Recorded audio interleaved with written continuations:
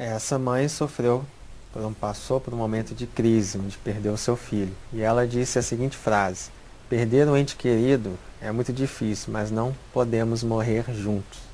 Queria que as nossas convidadas comentassem essa frase dessa mãe. Começar aqui da doutora Maria Emídia.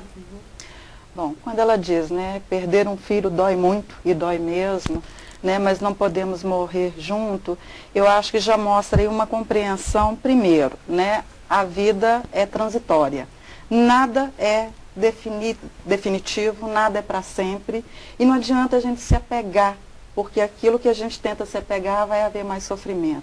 Então, o que essa mãe faz? Ela transforma essa dor dela em ajuda para outras pessoas, para outras mães, para outros filhos. Então, isso realmente mostra a capacidade de compreensão dessa mãe de que o filho não era dela, era do mundo. Né? É uma das leituras que a gente pode fazer.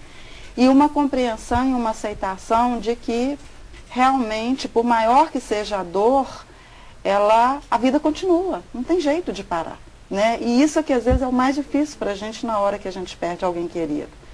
E aí, como é que eu faço? Né?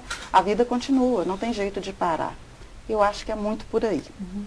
Doutora Soraya, dentro dessa proposta, a vida continua, não posso parar, perder um ente querido é difícil, mas não posso morrer junto. A pessoa, na qualidade de mãe, pai, qualquer um outro ser humano, pode contrair uma culpa por conduzir a vida, por retomar a vida? Pode, isso acontece com muita frequência para aquelas mães, né, que começam a viver mesmo depois de ter perdido um filho, e muitas se sentem culpadas.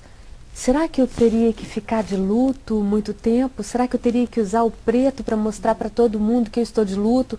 Não posso mais ir a nenhuma festa, não posso mais estudar, fazer nada? Eu não acho que é por aí. Eu acredito que a perda de um filho seja a maior dor que um ser humano possa vir a enfrentar.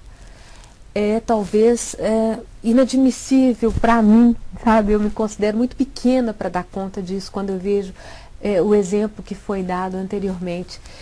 E eu vejo que essa mãe está vivendo, tem sofrimento, mas ela está procurando viver, e sem culpa, porque tem outras pessoas para a gente olhar também, tem outros filhos, tem outras pessoas que precisam da gente. Então, a Emídia disse anteriormente, o transformar a dor, o levantar e buscar ajuda e buscar ajudar. Então isso eu acho que é muito importante. Você quer falar? Eu vejo que, porque é algo assim que o que ela disse, aquela primeira mãe, e que me chamou muita atenção quando ela disse assim, é um momento quando os outros somos nós, né? Então nós sempre vemos no jornal, na televisão, no rádio, as coisas acontecendo com outras pessoas. E aí quando chega para acontecer na vida da própria pessoa, né? Então é algo assim que até como disse aqui a doutora Soraya, eu me sinto muito pequena, né? Imaginando uma situação dessa. É verdade, isso fala que o ser humano é um ser vulnerável, né? É verdade. Frágil ao extremo, né? Às vezes, para que tanta arrogância, para que tanto sujeito suposto saber, autossuficiência, a gente realmente vale muito para Deus. Mas a fragilidade do ser humano, ela é muito grande. A transitoriedade da vida. E não só isso, né? A gente também não tem nenhuma educação para a morte. A gente nega a morte o tempo inteiro. A morte é sempre do outro, nunca vai acontecer com a gente. E isso dá uma tremenda rasteira na gente na hora que acontece, né?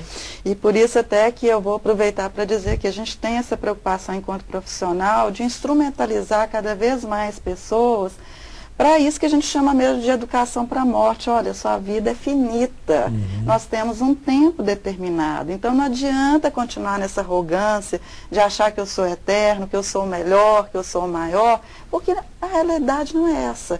Então, quanto mais a gente lidar com as possibilidades da perda, maior a facilidade para a gente lidar com essa perda maior que é a morte. Ou seja, quanto maior a consciência da morte, mais você desfruta da vida. Com certeza.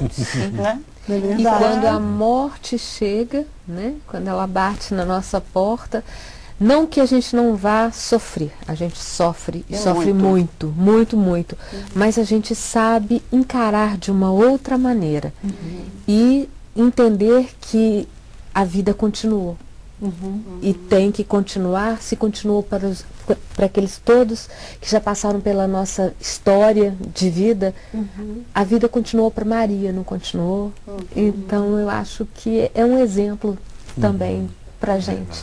E é muito interessante a história da Gláucia, né? Quer dizer, o momento de dor, ela transforma isso na possibilidade de oferecer ajuda a outras pessoas, ou seja, esse compartilhar da dor, isso é extremamente terapêutico, como ela disse, né? O grupo é um grupo terapêutico, né? Então é uma maneira da pessoa também superar a dor. É fundamental isso, inclusive no grupo, né? Porque qual que é a tendência também? A gente sempre dá um grau, uma dimensão para a dor pessoal muito maior do que às vezes é. E quando num grupo você compartilha essa dor com as outras pessoas, a sua dor fica desse tamanhozinho. Né? E tem um efeito terapêutico muito grande quando no grupo realmente você pode fazer essa partilha. Por isso, mesmo que o grupo não tenha um objetivo terapêutico, ele se torna terapêutico porque ele exerce essa função. Né? E aproveito até para dizer que na nossa sociedade também não tem espaço para o sofrimento. Foi muito bem colocado, acho que na outra matéria, que as pessoas cobram, aliás, foi você que colocou, né? Assim, olha, vamos, a vida continua, né? Resolve logo, você não pode ficar nessa choradeira, tem que... Não, esse tempo é individual, cada um tem um tempo particular para lidar com a sua dor, que pode ser maior ou menor, e a gente precisa acolher essa dor, porque se a pessoa não for acolhida nessa dor, ela vai ter dificuldades para elaborar essa perda. E quando ela encontra esse espaço, provavelmente, né, e no tempo que lhe convier, porque esse tempo é muito relativo. É de cada um. É de cada um. Como a dor é de cada um, o tempo para lidar com a dor também é de cada um. E o medicar essa dor, vamos entender que esse medicar, nós não estamos falando aqui de drogas, né, de remédios, mas esse medicar, que seja num grupo terapêutico, que seja num consultório, fazendo uma análise, ou fazendo uma psicoterapia, esse medicar também é de cada um, né? Não pode pôr todo mundo num pacote, não é verdade? Alguém falar assim, olha, eu vivi minha dor assim, eu superei, eu fiz isso e aquilo. Não. O tempo é singular, o tempo é de cada um, né? O modo também é de cada um.